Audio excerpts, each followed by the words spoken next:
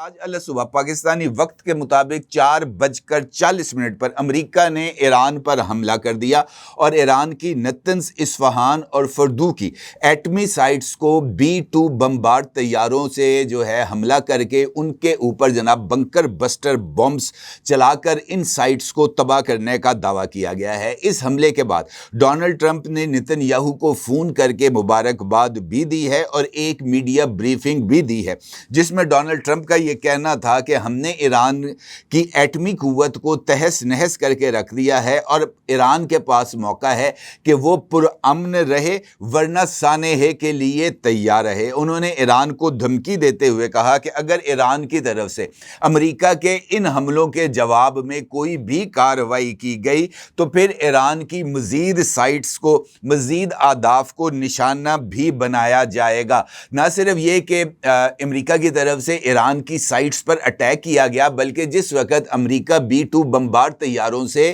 بم برسا رہا تھا، اس موقع پر اسرائیل کی طرف سے بھی ایران کے سپریم لیڈر جناب آیت اللہ خامنئی پر ایک اور اٹیک کیا گیا اور ان کو قاتلانہ حملے میں جان سے مارنے کی کوشش کی گئی۔ البتہ اسرائیل کا یہ مسلسل تیسرا حملہ ہے آیت اللہ خامنئی پر، اور الحمدللہ وہ ان تینوں حملوں میں آیت اللہ خامنئی وہ محفوظ رہے۔ ایران کی طرف سے امریکی حملوں کی تصدیق کی گئی ہے اور اس دوران ایران کی طرف سے کہا گیا ہے کہ 2 ایٹمی سائٹس نتنز اور اصفہان کو امریکی حملوں سے نقصان پہنچا ہے۔ البتہ فردو کی سائٹ کے بارے میں کہا گیا ہے کہ اس سائٹ کو کوئی نقصان نہیں پہنچا، اس کا بیسک سٹرکچر قائم ہے، محض داخلی اور خارجی راستے امریکہ کے بنکر بسٹر بمبز سے تباہ ہوئے ہیں۔ ایران نے اس بات کا بھی اعلان کیا ہے کہ امریکی حملوں سے قبل ہی ایران کی تمام نیوکلیئر سائٹ سے عملہ، سائنسدان،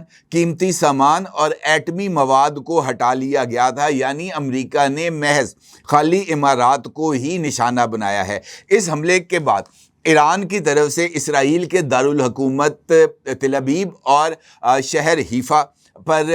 وہ 10 بیلسٹک میزائلز اور جدید ترین ڈرونز کے ذریعے اٹیک کیا گیا ہے، جبکہ آبنائے ہرمز سے یورپ کے لیے تیل کی سپلائی کو روک دیا گیا ہے، اور ایرانی حکام نے امریکی حملوں کے رد عمل میں بہت جلد ایٹمی سرپرائز دینے کا اعلان بھی کر دیا ہے۔ یعنی ایران کا یہ کہنا ہے کہ ہمارے پاس اس پزل کے تمام حصے موجود ہیں اور ہم نے محض اس پزل کو حل کرنے کے لیے ان تمام حصوں کو ایک سیکوینس کے اندر جوڑنا ہے، اور جیسے ہی ہم ان تمام حصوں کو ایک دوسرے کے ساتھ جوڑ دیں گے یہ پزل سالو ہو جائے گا۔ یعنی ایران